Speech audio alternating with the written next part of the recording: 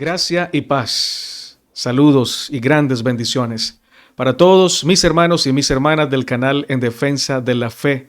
Hoy estoy muy contento, muy feliz, agradecido con el Señor porque nos ha dado un día maravilloso y terminamos este día aquí en Colombia, son las 8 de la noche y creo que en México, donde está mi querido hermano Samuel, también son las 8 de la noche y haciendo una entrevista que había querido hacer desde hace mucho rato con este joven valiente, un joven que ha estudiado licenciatura en arte y religión y que ama mucho al Señor y que le sirve de todo corazón hace ya varios años. Es casado con su hermosa esposa que se llama Carol Montejo. Carol Montejo. Saludos para ella, por favor, Samuel. Claro. También la apreciamos mucho a ella y la admiramos y la respetamos. Samuel, cuéntanos de ti, ¿cómo estás? Bien, muy bien, gracias a Dios también. Feliz de podernos encontrar, ya habíamos querido tener esta plática, pero no se había podido dar las condiciones y bueno, Dios dispone los tiempos, ¿no? Voy a hacerle preguntas difíciles a Samuel, pero estoy seguro que el Señor lo va a usar para responderlas. Comienzo con la primera. En Juan 1:12 se afirma que los que recibieron al Señor Jesucristo son hijos de Dios. Pero ¿qué hay de aquellos que no han aceptado al Señor Jesús? ¿No son hijos de Dios? Bueno, se me hace muy curioso este versículo porque por ahí lo estuve revisando y vi que habían algunos elementos que a mí se me hicieron bien importantes. Primero que nada, el versículo comienza diciendo que Jesús a los suyos vino. Ya hay una declaración de pertenencia. Estamos hablando de que Jesús dice, este grupo de personas son míos. Sí, Señor. Y a mí me gusta ver a veces como que Dios tiene capas de significados, incluso en lo profético. Creo yo que a veces creemos que pueden tener un solo significado. La Biblia misma nos muestra que existen muchos cumplimientos de una sola profecía. Ejemplos muchos, ¿no? El rey Ciro, ¿no? Simboliza en algún momento a esta persona a la que se habla en su tiempo histórico a ella, y luego más adelante simboliza otras cosas, y muchas profecías en muchos ámbitos y muchos momentos empiezan a simbolizar muchas esferas de significado. Para mí, desde mi área de estudio, que es el arte y la religión, hay una área que se llama la semiótica. Para los que no tengan conocimiento qué es la semiótica, es la ciencia que estudia los signos y los significantes y los significados que nosotros damos. Es el proceso por el cual nuestra mente empieza a crear y a desarmar los símbolos que nosotros entendemos y le dan forma a nuestra realidad. A ver, símbolos de los lingüísticos, por ejemplo, desde los lingüísticos. En esta área le pertenece a la lingüística como tal, que es, digamos, una rama de la semiótica, o es una vertiente de la semiótica, o es un paralelo a la semiótica, que lo que hace es que deconstruye. Cuando yo digo la palabra árbol, árbol, ya viene a mi mente una serie de imágenes, ¿no? Una serie de recuerdos también, una serie de símbolos, que pueden significar lo que es un árbol para mí. Posible que un árbol me venga el recuerdo de cuando me sentaba con mi abuelo a platicar en el campo, y entonces él me contaba grandes cosas, y entonces empiezo yo a soñar con esta sola imagen de un árbol. Bueno, la semiótica lo que hace es que dice y se pregunta, ¿cuáles son los símbolos a los que construyen, o con los que nosotros construimos nuestra realidad a través de la percepción, ¿no? Entonces los símbolos, desde mi área de estudio, tienden a ser un poco símbolos más pictóricos, más físicos, pero también podríamos irnos a lo lingüístico. En este caso, podemos ver que hay un símbolo que es los míos, y entonces ya empezamos a volar en la imaginación y pensamos, ¿por qué los míos? ¿Qué significa que sean míos? ¿Qué significa que eran suyos, que eran pertenencia de él? Y luego a ellos vino y ellos no lo recibieron. Y luego hay otro grupo que dice, pero aquellos que lo aceptan, aquellos que lo reciben, entonces ellos tienen adquieren el poder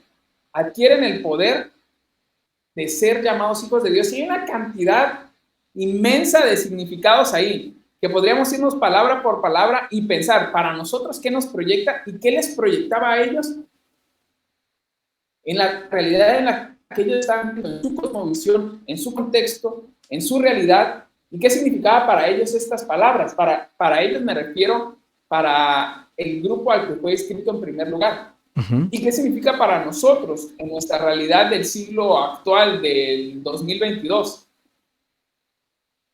Yo podría pensar que esta es una de las, dentro de las epístolas, siendo Juan de los primeros libros, uno de las primeras con llamados o de los primeros muestras o nombramientos de un remanente. Y ahí remanente, otra vez, empezamos a volar en la imaginación de todo lo que significa remanente para nosotros. Sí. Para nosotros posiblemente que crecimos con un back. Nos ha hablado una y otra vez de remanente, y aquí quiero hacer otra vez un paréntesis. Pasó en México, no sé en Colombia, pero a mí se me hizo curioso porque yo venía entrando a la iglesia adventista en esos años de 2010, 2011, y se utilizaba un concepto para llamar a las personas que se añadían a la iglesia, pero no tenían una preparación teológica, digamos, rigurosa o una licenciatura como tal, y se les llamaba a ellos los laicos. Los laicos. Era la palabra para referirse a una persona que se había añadido a la iglesia y que comenzaba su estudio de las escrituras, el laico. Sin embargo, con el tiempo, el acceso, ahora con el internet, en algún momento alguien se dio cuenta que esta palabra laico significaba los bobos, los tontos, los que no tenían conocimiento. Entonces era una palabra antigua que, bueno, se escuchaba muy bonita, ¿no? Para aquellos que no tenían idea de lo que significaba, pero cuando de repente se dieron cuenta que, hey, me están llamando tonto, me están llamando bobo, pues hay que replantearnos esta palabra, ¿no? De repente igual y no decir laicos ahora y llamarlos discípulos. Entonces la iglesia dijo y creyó conveniente cambiar esta idea de laicos y poner la palabra discípulos, cambiar la idea de núcleos o de familias a grupos pequeños o de células a grupos pequeños. Y entonces como que en esa nueva palabra de construir, destruir todo lo que ya se había pensado que éramos nosotros, laicos, y ahora convertirnos en discípulos, darle un significado más profundo. ¿Cambiaron las personas? No cambiaron nada en absoluto. Incluso más bíblico el significado. Excelente. La gente seguía siendo la misma, pero al ellos ahora identificarse como discípulos, tenían ahora un concepto diferente. Remanente. ¿Qué es remanente para nosotros? Bueno, yo podría decir que este versículo habla de un remanente. Pero ¿en qué sentido lo habla? Y aquí a lo que me gustaría apuntar más, Juan 1:19, ¿verdad? Juan 1:12. Juan 1:12, perdona. Juan 1:12. Dice, pero los que le recibieron, es decir, había un grupo de entre los suyos que le habían recibido, a ellos se les dio el derecho de llegar a ser hijos de Dios, es decir, los que creen en su nombre. Y sigo en el 13, que no nacieron de sangre, ni de voluntad de la carne, ni de voluntad de hombre, sino de Dios. Y aquí hay un elemento bien curioso otra vez. Este remanente, este grupo, este pequeño grupo dentro de los suyos, no eligieron ser lo que son. No provocaron ser lo que son. No llegaron a ser lo que son con herramientas o con no había un camino por el cual ellos se convirtieran en ser lo que eran. Al contrario, si nosotros vemos a aquellos que finalmente aceptan a Cristo en los evangelios, podríamos decir que eran los underdogs, eran lo peorcito, los que no tenían ni un mérito para poder llegar a ser lo que se les llamó, ¿no? Discípulos. Entonces, hay un elemento bien interesante aquí y es que no nacen de su voluntad. Y tenemos dos grupos, los suyos los que son de Él, su pertenencia, y aquí vuela la mente a todo lo que esto pueda significar, y el grupo que nació por voluntad de Dios, Que le recibió. que le recibió por voluntad de Dios, Ujú. no porque ellos hayan hecho algo especial, no porque ellos hayan desarrollado teología más profunda, no porque ellos hayan tenido un título, una licenciatura, o hayan ido a estudiar las escrituras de una manera más profunda, o hayan orado de una manera más organizada, no que hayan tenido tal vez unas 40 madrugadas o un diplomado de reavivamiento y reforma, no, simple y sencillamente por voluntad de Dios se convirtieron y son lo que son. El elemento de la voluntad de Dios los hace a ellos especiales. Pues especiales podríamos decir que lo eran todos, porque todos eran de Él. Los suyos. Ujú. ¿Y a qué me refería cuando quería hablar acerca de las diferentes capas? Si bien esto al lector le podría parecer, bueno, esto habla de los judíos, habla del grupo de personas que existían en ese momento, también podría abarcar a tener un significado un poco más amplio y más profundo. Podría simbolizar a toda la raza humana y podría simbolizarte a ti solamente. Es que tú puedes ser suyo, pero es que hay una voluntad que necesita ser despertada en ti. El ser de Él por creación, por pertenencia, ya eso ya está, pero la voluntad del ser despertado, y en las escrituras hay una y otra vez alusión a esos conceptos, ¿no? Eran ciegos, no podían oír, no podían ver, no tenían la capacidad de ser sanados, había que ir a los míos, ¿por qué? Porque ellos estaban perdidos, había que despertarlos, había que había que sanar sus oídos, habría que abrir sus ojos. Entonces, para mí, ¿quiénes eran los hijos de Dios? Bueno, los eran todos, ¿no?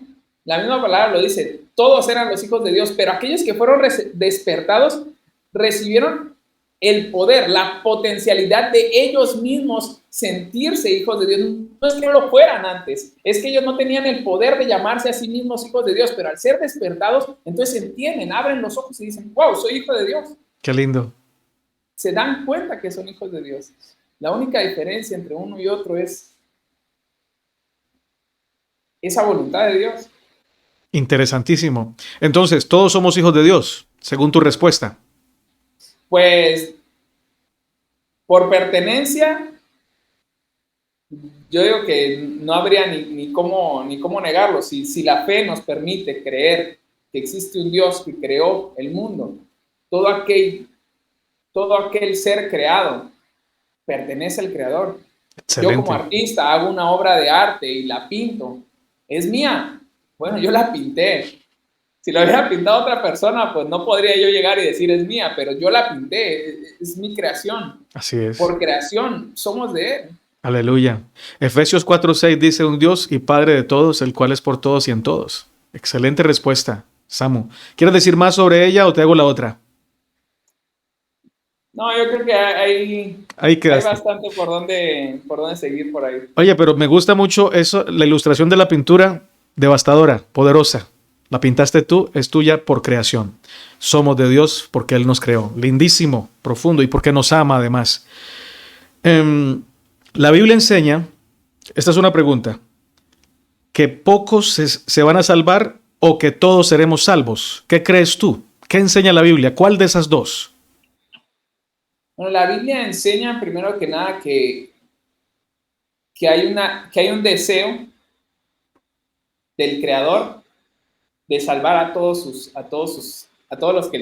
los que son suyos, a todos los que le pertenecen. O sea, es muy claro, él quiere salvar a todos y Él viene a buscar lo suyo, Él viene a buscar lo que se perdió, lo que es de Él, pero que no sabe más que es de Él.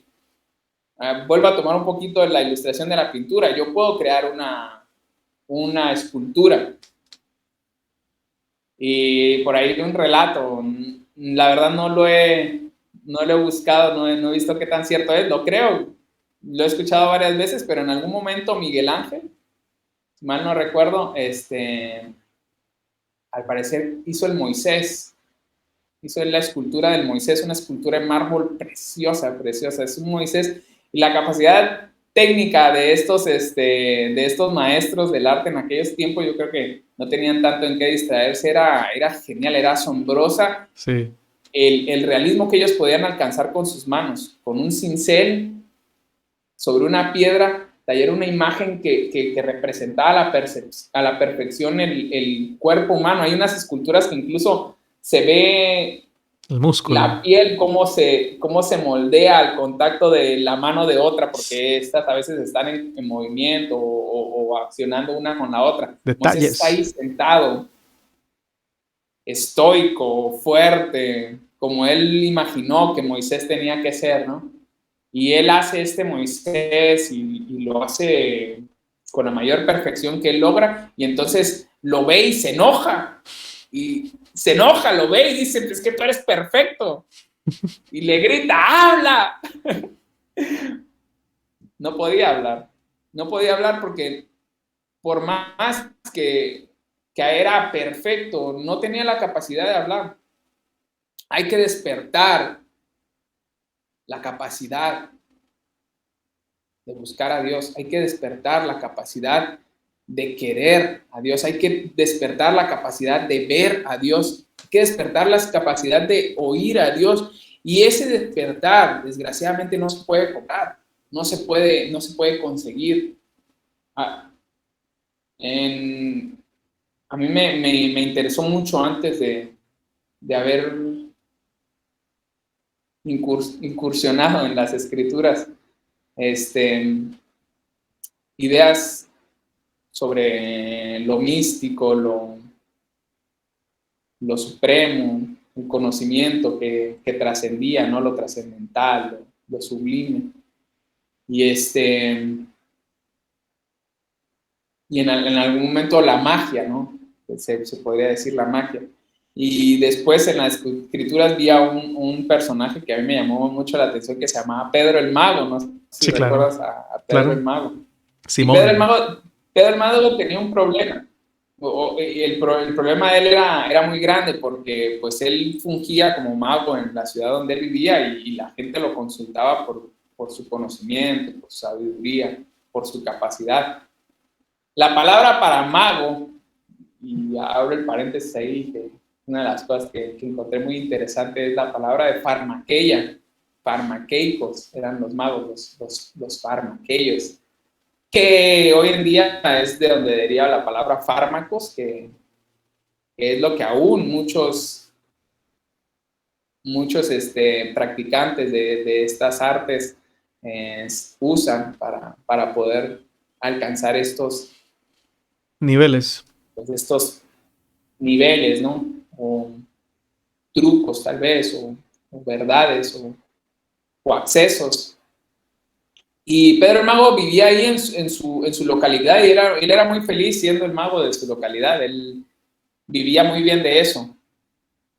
Pero cuando llega, si no mal recuerdo, es Pablo, y no recuerdo quién otro fue que estaba con Pablo por ahí en este lugar, pues él estaba acostumbrado a que, bueno, la magia se pudiera acceder de algún momento, de alguna forma, y se acerca y les dice, oye, pues véndame de eso que traen, ¿no? O sea, ahora sí que saquen ahí, compartan para andar iguales, dijeran aquí en México. Y se llega a una gran sorpresa, porque Pedro le dice, bueno, lo siento, es que no hay nada que yo pueda hacer para ti, darte lo que nosotros tenemos. No hay forma en que yo, Pedro, te pueda dar el Espíritu Santo a ti. Y no hay forma en la que tú, yo, Pablo, te pueda dar a ti, Pedro. No hay forma en que tú, Pedro, lo puedas comprar o lo puedas acceder. No hay nada que tú puedas hacer que te dé a ti al Espíritu Santo. Esto ofendió muchísimo a Pedro, a Simón el Mago. A Simón el Mago. Pedro le dijo eso, tu dinero perezca contigo. Porque no puedes comprar el Espíritu de Dios. Porque no puedes comprar el Espíritu. No puedes comprar el Espíritu de Dios.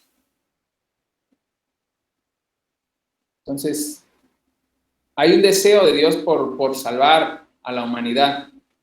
¿Puede la humanidad salvarse a sí misma? ¿Puede la humanidad cumplir el propósito de la voluntad de Dios? Yo creo que otra vez se demuestra en las Escrituras que el intento de cualquier persona por subir y colocar en lo alto, en el trono de Dios, cualquier mérito, cualquier camino meritorio, no los acerca nunca a esa salvación. Hay un deseo y hay un deseo y una voluntad y una fuerza, un poder que busca eso. Pero ese deseo, esa fuerza, ese poder, no lo puedes comprar, no lo puedes adquirir tú de ninguna manera. Y ese deseo, esa fuerza, ese poder, ese ser que es Dios, quiere hacerlo. Y de mi parte yo encontré los 4 atributos más sublimes que puedo ver, que mi mente no alcanza a entender de Dios, que me ayudan a mí a ubicarme y decir, bueno, no somos, es la omnipotencia, la omnipresencia y la omnisciencia de Dios.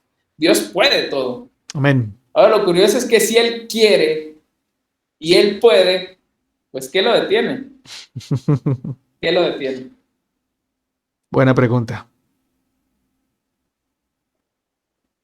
Ahora, esto es muy bonito porque Dios busca compartir con nosotros todo este proceso. Yo escuchaba que más que los fines, más que el fin, el proceso, los medios, el camino, es lo más bonito. Por ejemplo, en el camino de Maús, que es uno de los viajes que a mí más me llaman la atención, soy una persona que le gusta mucho viajar. Y este viaje es hermoso porque es un viaje que está acompañado por Jesús mismo. Entonces, es un viaje de 2 personas que van caminando y platicando con Cristo y no lo saben hasta el final. Muy probablemente no era necesario todo este viaje. Simplemente con haberlo sabido desde el principio ya hubiera sido suficiente, pero el viaje era importante. Este camino era importante y en algún momento hice una comparación de este viaje con el viaje que hace Abraham. Un viaje de 3 días camino a hacer una obra que dentro de su capacidad no terminaba de entendía. entender. Difícil. Camino a Moria. Y muy probablemente era más fácil de que Dios le dijera, oye, vengo a morir por ti, ¿no? Oye, vengo a salvarte, ya, se acabó, te salvé, pum, fin de la historia. Pero el camino y el significado y todo ese diálogo interno y todas esas preguntas y todas esas vueltas que dio en la mente de Abraham en ese momento, todas las escenas que sus ojos pudieron ver, todo el sentimiento que su corazón pudo retener en ese momento, su hijo a su lado, todo lo que significaba para él tener un hijo, todo lo que significaba para él caminar hasta este punto. Y llegar al final del camino y encontrarse con Cristo cambia totalmente el significado de todo el camino. Sí, Señor. Es como que si Cristo hubiera estado caminando con él todo este tiempo y él no se hubiera dado cuenta. Él no se hubiera dado cuenta que Jesús estuvo ahí, igual que los caminantes de Emaús. Correcto. Este es un camino. Y claro que Muchos a veces preguntan, bueno, si la cosa es tan simple y tan fácil, si Dios va a salvar a todos, ¿por qué no los salva y ya? Se Es que el acaba esto. camino es importante, es que el camino es importante. Es que lo bonito es caminar con Jesús, claro. Podríamos simplemente, ¡puf!, ya. Pero este camino, y posiblemente no, a veces no lo podamos entender porque el camino de muchos de nosotros es un camino que en nuestra percepción puede ser un camino muy difícil, muy sufrido. Sí. Es un camino que nosotros mismos no aguantaríamos. Yo a veces creo que sinceramente, y regresando a la primera pregunta, a los que Dios en su voluntad les dijo, miren, tengan, papita, aquí está, coman. De repente eran los más débiles, no podían tener un camino más complicado. Pero es ese camino el que Dios en su omnisciencia trazó desde un principio. Hay un plan de salvación y ese plan de salvación se ejerce desde antes de la creación. Amén. Sí, Y Señor. esto es súper amplio. Si pudiéramos realmente como que dejar que nuestra mente volara en el concepto de un Dios que antes de crear nada ya estaba planeando en salvar a un mundo que iba a tener un camino raro, distinto a los demás mundos, pero había un conocimiento previo. Y esto es bien interesante, a Dios no se le escapó ningún ser, no se le escapó ninguna criatura. No, él no estaba jugando con el azar, él era omnisciente, él sabía lo que hacía Nada lo y era tomó por bueno. sorpresa. Creó y era bueno, creó y era bueno. Amén. Entonces, Dios quiere hacerlo, puede hacerlo y sabe cómo hacerlo. Y sabe cómo hacerlo desde hace mucho tiempo. Sabe cómo hacerlo desde antes de que tú y yo estuviéramos teniendo esta conversación, desde antes de Amén. que cualquier persona hubiera hablado por primera vez, abierto los ojos por primera vez, desde antes de que cualquier ser en este mundo físico o espiritual hubiera llegado a la existencia. Dios sabía cómo hacerlo, Dios ya sabía qué iba a pasar, Dios ya sabía y ya estaba previendo todo, Él sabía y podía, y sabía que podía, que es lo bonito. Y sabe que el final va a ser perfecto para todos. Y sabe que el final va a ser, yo creo que muy reconciliador con este camino, ¿no?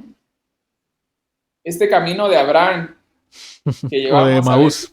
veces es un camino complicado, claro, los dos viajeros de Maús iban sufriendo, o sea, la idea que ellos tenían de lo que significaba la salvación para ellos se derrumbó totalmente porque ellos no pudieron entender lo que realmente simbolizaba y lo que realmente quería mostrarles. Pero este camino fue lo que ellos necesitaron para entender y fue lo que Amén. ellos necesitaron para poder vivir. Fue misericordioso. Ese camino fue muy misericordioso y a veces no podemos y no tenemos la capacidad. Estamos ciegos, estamos sordos, estamos estáticos como una estatua y no podemos hablar como dijera Miguel Ángel con esta estatua. Con Moisés. Pero Dios no se desespera, Dios no se desespera. Así Él es. sabe lo que está haciendo y nosotros pues veremos en algún momento. ¿Crees entonces que todos se van a salvar por la gracia de Cristo? Yo creo que sí, yo creo que Dios puede hacerlo y quiere hacerlo. Amén. Creo lo mismo. Estoy de acuerdo contigo. Tercera pregunta, muy difícil, Samuel. ¿Puede el amor de Dios salvar incluso al adversario y sus ángeles? Pues intenté darle como que unas pistas de esto, ¿no? Sí, claro, claro. Pero claro, es, es parte de, ¿no? Si Dios planeó todo esto antes de crear todo lo creado, pues estaba pensando en todo lo que era suyo. Entonces, para él, Satanás es tan suyo como lo somos tú y yo, y su amor es el cuarto, yo creo que el atributo más difícil de entender, que es el amor de Dios. Porque sí, uno de repente la omnipotencia, cuestión de debates filosóficos de cómo puede existir la omnipotencia, ¿no? La omnisciencia.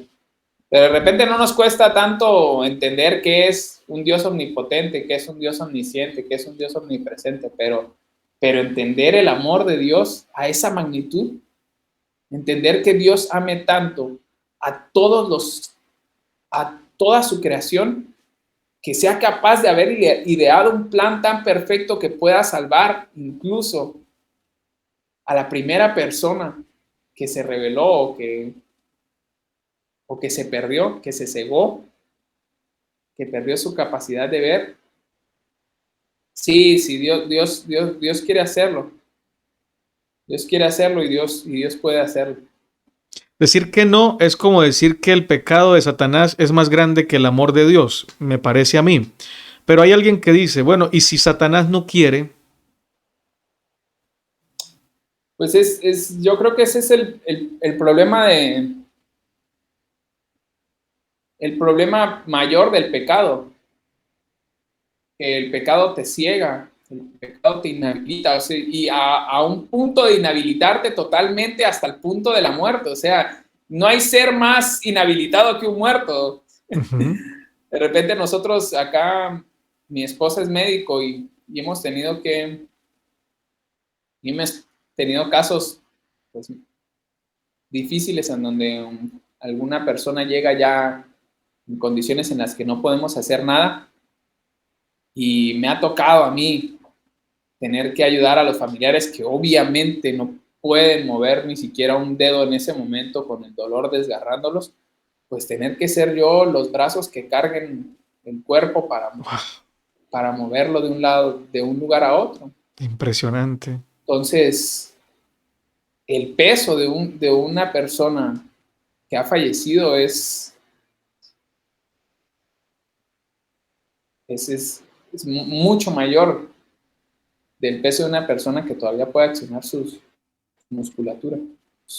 Son muy pesados, no te pueden ayudar en nada, no te pueden ayudar en No, nada. no equilibran el peso. Uh-huh. Un ser muerto, un ser. Y bueno, aquí el concepto de la muerte también es interesante, lo que la Biblia plantea, ¿no? Porque la Biblia plantea que ellos no mueren, ¿no? Que están durmiendo. Entonces, pero un ser que está totalmente inhabilitado por el pecado, porque es la máxima inhabilitación que el pecado puede tener, que es dejarte en off, pues no puede hacer nada. Pero es que el pecado va inhabilitando poco a poco este camino entrópico que pareciera ser tan bonito, en el que nosotros cada día podemos desarrollar más nuestro cuerpo, nuestras capacidades, nuestra mente, pero de repente, ¿qué? La memoria empieza a fallar y de repente los músculos ya no crecen y de repente las articulaciones empiezan a doler y de repente el cerebro empieza a olvidar y de repente todo lo que creíamos que había construido se empieza a desvanecer, porque el pecado no permite que nosotros podamos acceder a una capacidad, al total de nuestras capacidades. Y aquí me gustaría volver a lo anterior, porque tampoco se trata de las capacidades. Porque si nos vamos a los dos seres más capaces que yo veo, a los dos seres creados más capaces dentro y fuera de esta tierra, yo diría, a ver, ¿quién es el hombre más fuerte, más sabio, más bello, más grande, más todo que ha existido y que ha pisado esta tierra, aparte de Jesús? Pues yo diría que Adán, ¿no? La primera persona que creó perfecta, o sea, hecho con las manos de Dios, construido a perfección total. ¿Y en el cielo? Lucifer. Perfecto en todos sus caminos. Conocimiento a más no poder, capacidades físicas, morales. Y tienes a estos dos seres que caen, tienes a estos dos seres que al final son los que no pueden lograr mantener su salvación. Ya ni siquiera es ganar su salvación, es mantener su salvación. No pueden mantener su vida. Entonces, ni siquiera con todas las capacidades tendremos la capacidad, podríamos nosotros salvarnos o mantener nuestra salvación. Lo que quiero llegar es,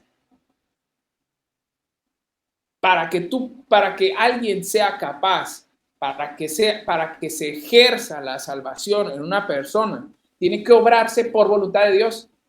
Volvemos a Juan 1:12, porque por voluntad de Dios, no por carne, estos lograron conocer a Cristo y aceptarlo y llamarse sus hijos. No por sangre, ni por deseos naturales, ni por voluntad humana. Y aquí es bien interesante, voluntad, porque es una de las cosas que a veces dicen, no, bueno, todo, pero la voluntad sí es tuya. No. La voluntad también es de Dios. Sí, La señor. voluntad también es de Dios. El querer como en hacer también es de Dios. Porque resulta que el pecado te inhabilitó tanto que tu voluntad es continuamente al mal. Sí, Que señor. tu voluntad es continuamente a lo que te destruye, a lo que te hace daño, a lo que no te enriquece, a lo que no te ayuda.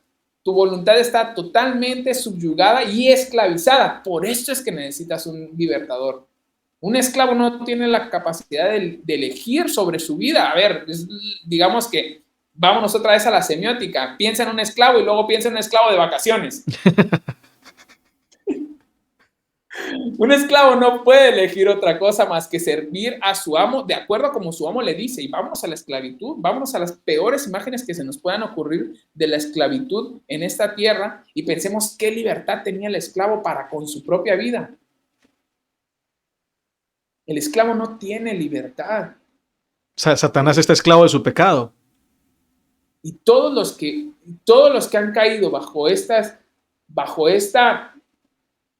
inoperabilidad, bajo esta incapacidad, no pueden hacer otra cosa más que ser lo que son. Oye, Samu, y Jesús lo dijo, él dijo, conocerán la verdad y la verdad los hará libres. Es decir, antes de conocer la verdad, no somos libres. ¿No? Y ninguno viene al Padre si el no es Padre por no él. le llamó primero. Correcto. Tiene que ejercer una voluntad libertadora, tiene que haber un Mesías, tiene que haber un libertador, pero no es un libertador de cadenas físicas, no es un libertador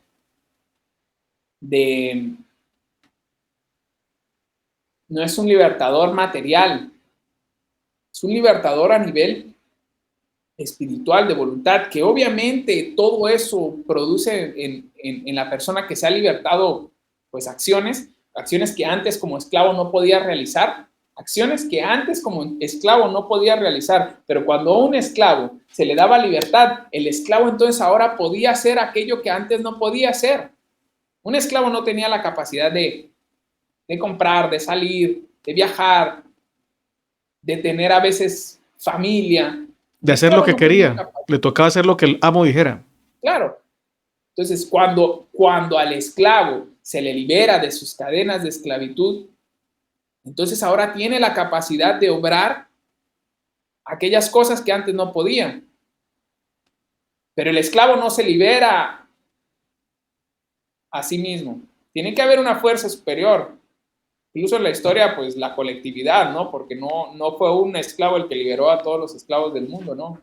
Tuvo que haber una fuerza superior, un cambio en el chip. Algo tuvo que haber ahí. Total. Es más, la Biblia lo muestra. La Biblia muestra que incluso el mismo enemigo de Dios doblará su rodilla. Y lo dice en Filipenses 2, 9 al 11 o 8 al 11. Está la revelación universal de la adoración al Señor. Y mira, hay un concepto que nosotros usamos mucho.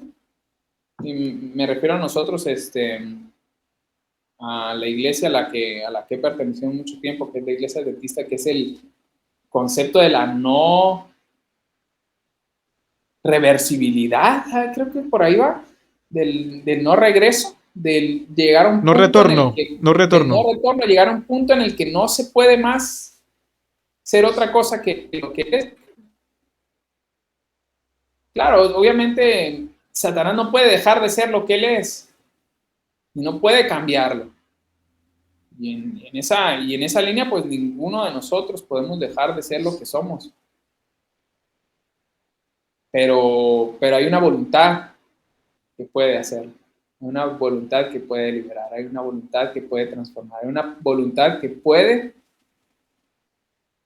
volver a construir, porque es una voluntad creadora, primero que nada, ¿no? Es una voluntad que puede borrar el cuadro y pintarlo de nuevo. Aleluya.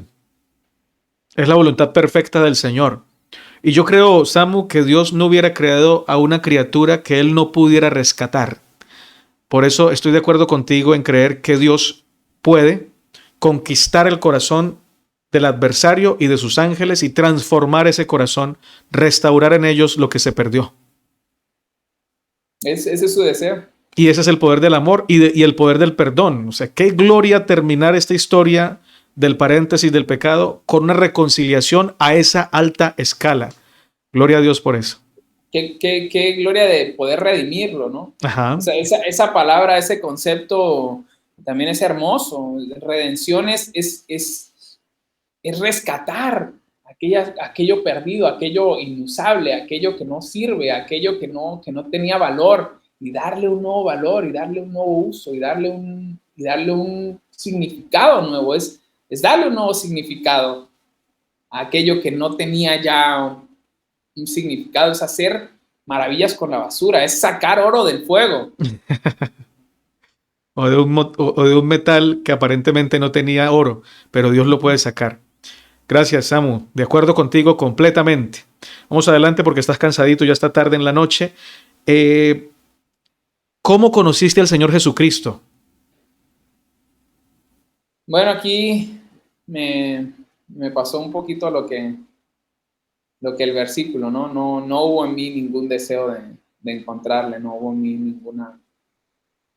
ninguna búsqueda, ningún proceso, No, digamos. no fue tuya la iniciativa, quieres decir. No hubo mi iniciativa. Pues fueron las circunstancias del propio camino, de la propia historia que se había trazado en mi vida. Esa historia que tuvo un punto de quiebre, una ruptura. Iba yo en el camino en el camino a Damasco, camino a Damasco con una idea, con un concepto, con una deseo, con unas ganas de hacer una cosa. Pues me encontré que estaba en un camino de muerte, y ese camino de muerte pues me hizo darme cuenta que existía un camino de vida también. Te platicaba un poco al principio de mi inquietud por lo místico, por la magia. Aquí México es un país hermoso, México es un país bello, lleno de colores, lleno de formas, lleno de luces, Mucha lleno cultura. de mucha cultura, pero esta cultura tiene toda esta magia. No sé, han visto Coco, tal vez, una Sí, claro. de las últimas. Y es eso, o sea, México vive eso con una pasión que se imprime dentro y fuera y dentro de la iglesia, digámoslo Amén. así. O sea, es esa magia y ese misticismo que envuelve a México que a mí pues, soy colombiano de nacimiento, entonces siempre me creí yo una persona externa. Entonces mi inquietud por conocer todo esto de México y mi inquietud por saber qué eran estos misterios que se entrelazaban de todas estas historias, Creencias, mitologías, mitos. Sí. esta cultura, pues me llevó de repente a encontrarme con esta magia que al final no me dio ninguna respuesta. Mis padres, por otro lado, ellos ya eran, mi madre, ella era hija de pastora, de pastor de la iglesia adventista. Entonces pues en su momento ella me mostró la Biblia, y cuando me vi en dificultades, pues tuve la oportunidad de volver a acercarme a la palabra de Dios y de darle un montón de significados, resignificar todas esas cosas que antes tenía revueltas. Entonces, es una historia larga, pero es una historia bonita. En algún momento, si podemos volver a platicar, con gusto te la compartiría, Más pero detalles. sí, pero básicamente fue eso, fue un encuentro con Cristo. Yo creo que es lo principal y lo primordial. Hubo algo que no me contaste en este momento, pero me contaste en otra ocasión, que estabas en un lugar y un grupo de música comenzó a cantar para ensayar el himno que iban a cantar. ¿Lo recuerdas? Eh, oh, sí, sí, sí, sí. Allí Bueno, estabas. sí, tiempo después, digo, el camino ha sido largo, el camino ha sido largo y espero seguirlo caminando en compañía de Dios. Pero en algún momento, pues, por creer y pensar en la forma que creía, porque fue curioso, desde el primer estudio bíblico que pude tener para conocer más acerca de la iglesia, pues se me habló a mí de este Dios omnipotente, omnisciente, de este Dios omnipresente, de este Dios lleno de amor. Y mi mente dijo, pues puede todo, quiere hacerlo, sabe cómo hacerlo, puede hacerlo, pues sí, ¿por qué no lo hace? O sea, lo va a hacer. Y dije yo, lo va a hacer, va a salvarnos, me va a salvar a mí, y si me puede salvar a mí, puede salvar a cualquiera y puede salvarlos a todos. Obviamente, pues esta idea no fue como que bien vista y me dijeron, no, espérate, lo agarraste mal, o sea, sí, pero no, o sea, sí quiere, sí puede, sí sabe cómo, pero Pero no no lo va va a a hacer, pasar. o sea, no va a pasar. Y entonces fue un choque fuerte, ¿no? Porque decidí estudiar unos años teología Ujú. y y aunque en principio se hablaba de este Dios y en principio se platicaba de este Dios de amor y se platicaba de este Dios que podía lograr todo, que había liberado a su pueblo una y otra vez, que había perdonado a su pueblo una y otra vez, que había logrado maravillas y que había ideado un plan perfecto para salvarlos a todos y que quería hacerlo y que podía hacerlo, pero, y ahí venía siempre el pero, y es que entonces me costó mucho pues conciliar estas dos ideas, ¿no? La idea tradicional y esta idea que había nacido en mi mente de un Dios que tenía la voluntad y el deseo de salvarlos a todos. Entonces, pues en algún momento decidí no continuar con teología y me fui a estudiar arte. Por eso digo que estudié arte y religión, tengo las dos formaciones, pero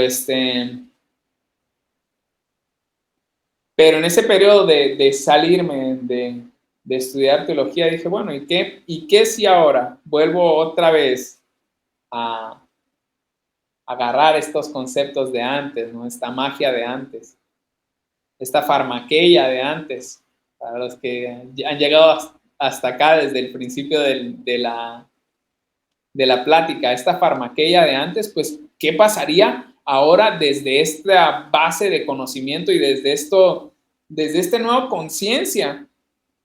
Y me puse a experimentar otra vez con cosas. Sí, wow. Y en algún punto de esa experimentación, pues, nuevamente no encontré mucha paz. Y si bien, bueno, ya no tenía yo que debatir horas y horas con teólogos sobre este concepto, pues tampoco tenía yo con quién hablar de nada. Entonces, eh, salió por ahí la oportunidad de ir a un congreso en Guatemala. Dije, bueno, capaz que ahí con más de 10 países representados, uno tiene que haber que se le ocurra la idea de que, ¿qué tal si Dios quisiera salvar a todos, no? Uno tiene que haber. Y me fui y no No encontré a encontraste a nadie. ninguno. No encontré a ninguno. La verdad es que pasé por ahí 12 años Solo en tu pensamiento, según tú. sin Ujú. encontrar a nadie que creyera. Bueno, en realidad no fueron 12, fueron 6 nada más, porque los últimos 6 años los he tenido en compañía con Carol y ella fue en principio la primera persona con la que pudimos platicar un poquito más del tema y llegar a la misma conclusión.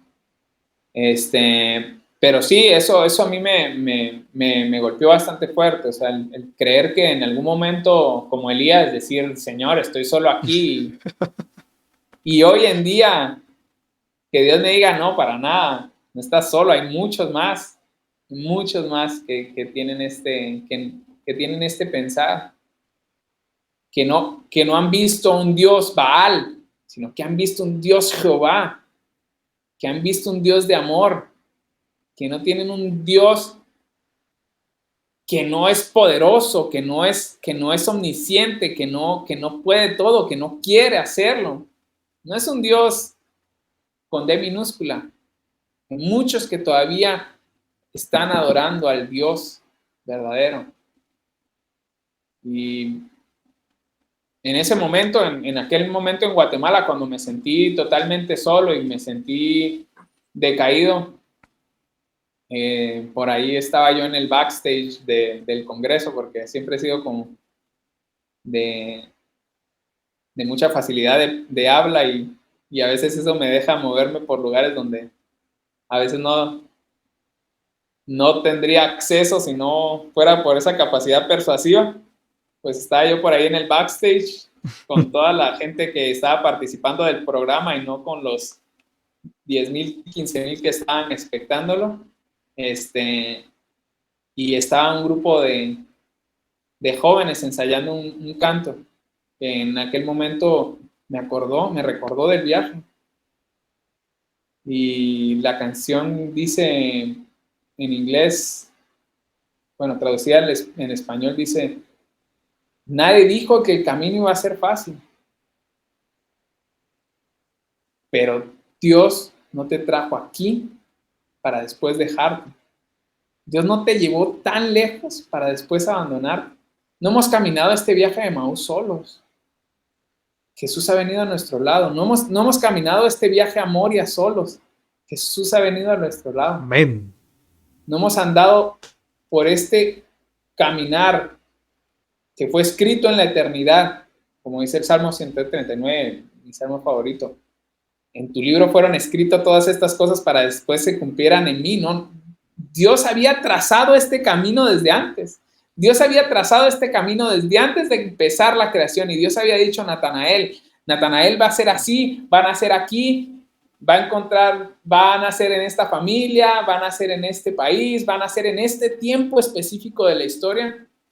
Y su historia va a trazar y va a ser parte de este libro perfecto, un libro abierto de lo que es el plan de salvación, una enciclopedia llena de libros abiertos, gloriosa, cada uno contando un viaje hermoso que al final nos dice eso: te estoy llevando ahí y no te he llevado tan lejos para dejarte.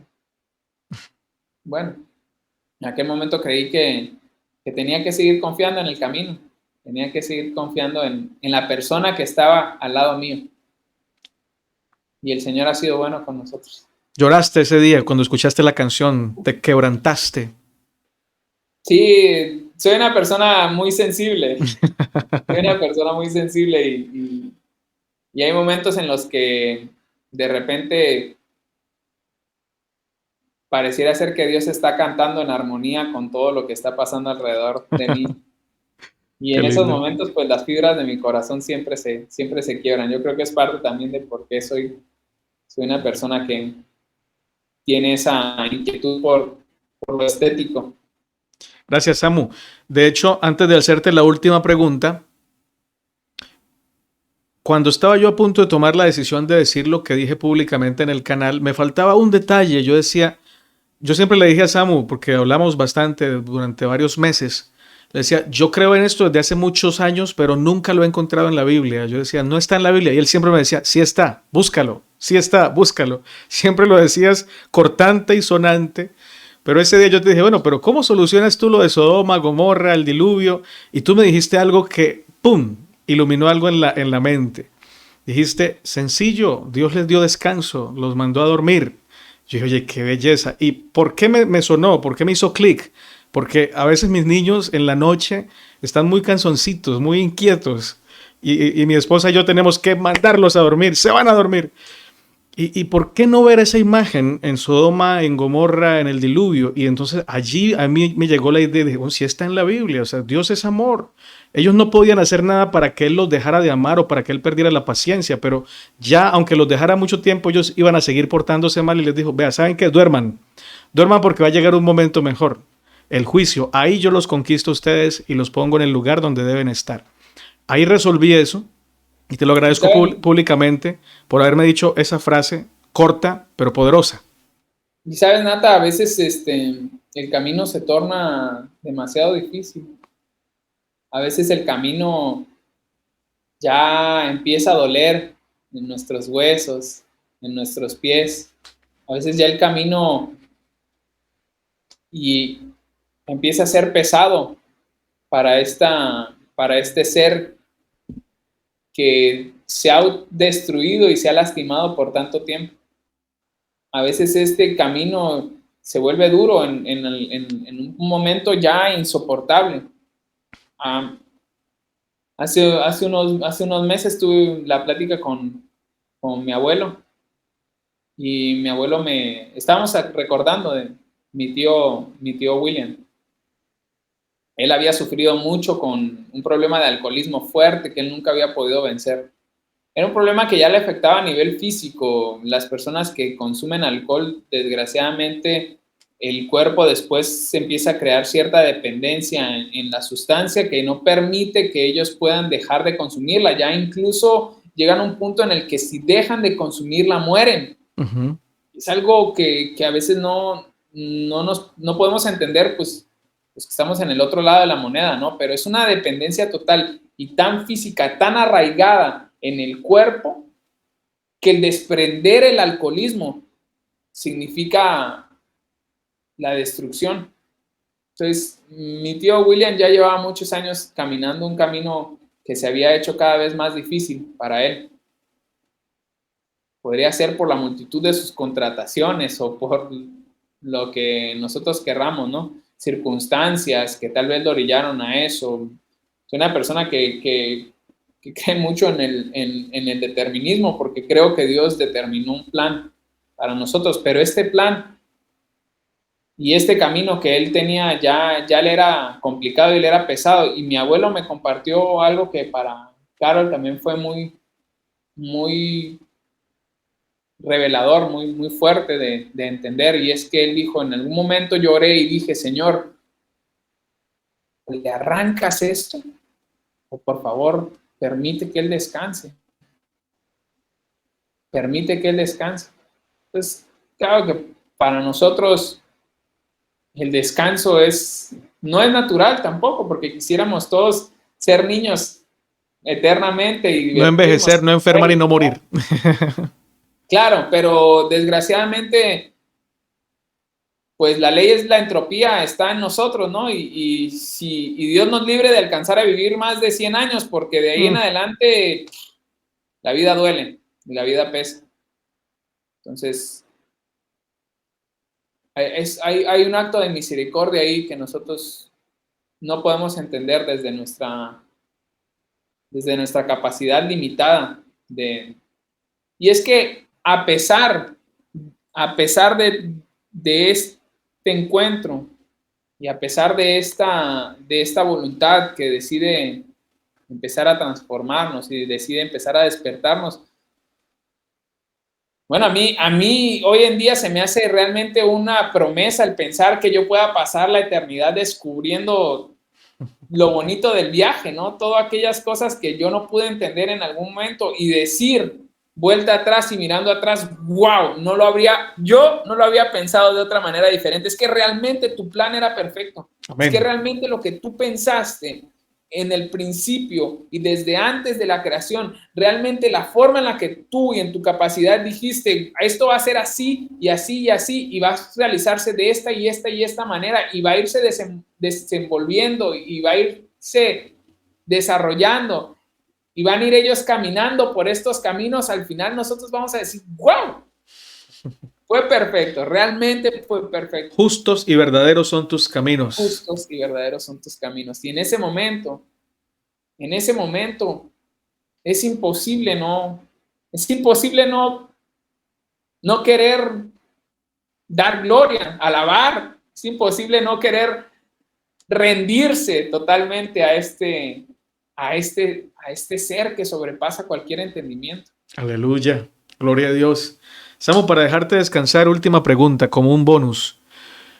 Hay personas que te podrían decir, pero si al final todos se van a salvar, ¿qué sentido tiene predicar? ¿Y qué sentido tiene ir a la iglesia? ¿Qué sentido tiene vivir en santidad? ¿Qué respondes? Pues no tiene ningún sentido. No tiene absolutamente ningún sentido. Es locura total.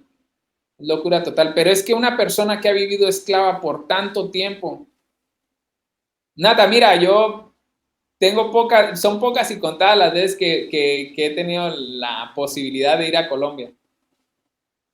México está lejos y los vuelos cuestan muy caros. Pero en el momento en el que yo me bajo de un avión, lo primero que salgo es corriendo a buscar buñuelos y a echarme unos 5, 6 o 10 los que me entren en la panza, porque es que es una necesidad. Se convierte o sea, yo llego a Colombia y lo primero que es voy a ir a buscar buñuelos, porque a ver, para los que nunca han ido a Colombia, buñuelos es un panecito redondo, como entre dulce y salado. Con Riquísimo. buen queso. Buen queso.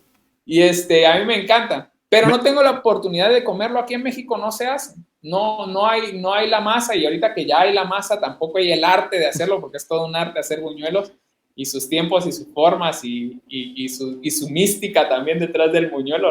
No cualquier persona puede hacer un buñuelo. Entonces, no, estoy incapacitado para comer buñuelos. O sea, mis condiciones materiales no me permiten a mí mañana despertar y comerme un buñuelo. Entonces, lo primero que voy a hacer, si me da Dios la oportunidad de ir a Colombia, es ir corriendo a buscar un lugar, una panadería para comerme un buñuelo. Y es que así es el evangelio.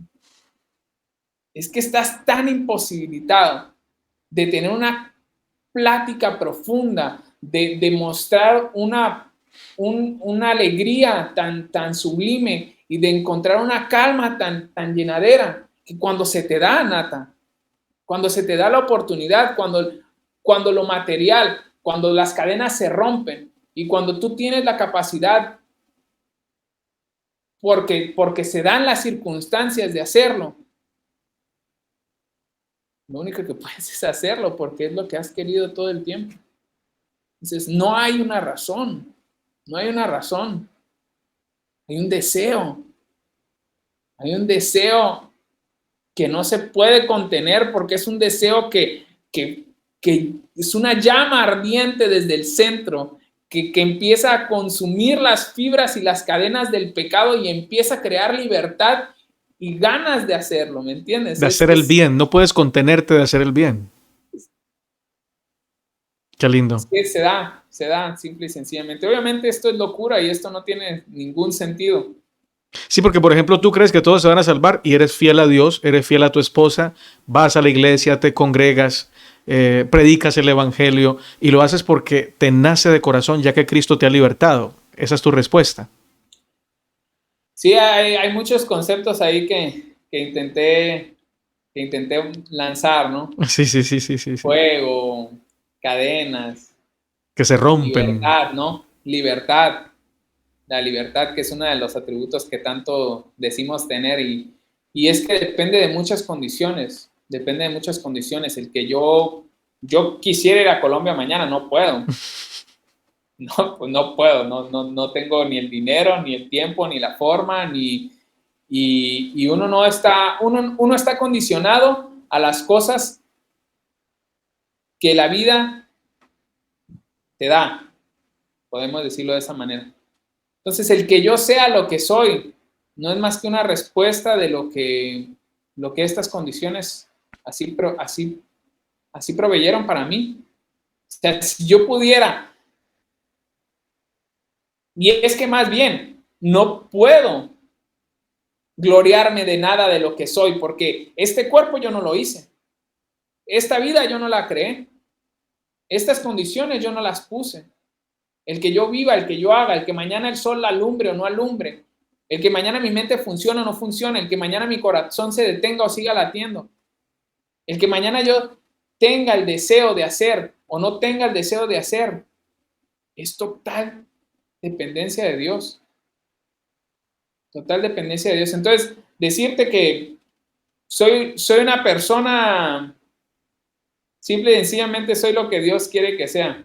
Y alabado a Dios por eso. Amén. Gloria a Dios. Gracias, doctor Samuel, por recibir la invitación, por aceptarla. Para mí ha sido una bendición charlar contigo y estoy seguro que para los oyentes también ha sido una bendición en el nombre del Señor. ¿Podrías tener una oración para terminar? Sí, gracias. ¿A Vamos ti? a terminar con una oración. Querido Padre, gracias, Señor, porque tú has creado este camino para que nosotros andemos. Amén. Señor, este camino a veces nos parece difícil porque en estas condiciones en las que desde dentro de nosotros y fuera de nosotros nos orillan a vivir lo que tenemos que vivir, a veces no podemos entender y no podemos reconocerte estando ahí al lado de nosotros. Pero gracias porque tú quieres y deseas que te conozcamos. Tú quieres y deseas abrir nuestros ojos. Tú quieres, deseas y puedes además hacerlo. Porque en tu sabiduría y en tu amor has hecho todas las cosas perfectas, aunque nosotros, en nuestra incapacidad, no podamos entenderlo, Señor. Pero tú has también en tu misericordia dado siempre la salida y dado siempre oportunidades para nosotros encontrarnos contigo. Amén. Y no te cansas, Señor, de hacerlo. Y lo vas a lograr. Y lo vas a conseguir, Señor. Amén, Señor. Te agradecemos porque eres bueno y porque nos amas. No porque lo merezcamos, sino porque así eres tú, Señor. Amén. Gracias por todo en el nombre de Cristo Jesús. Amén. Gracias a los que se quedaron hasta el final y gracias a Samu y a su esposita que después de un día arduo de trabajo sacaron este tiempo valioso para compartirlo con nosotros. Muchas bendiciones para todos. Amén. Amén. Hey, Samu, gracias. Detallazo, viejo.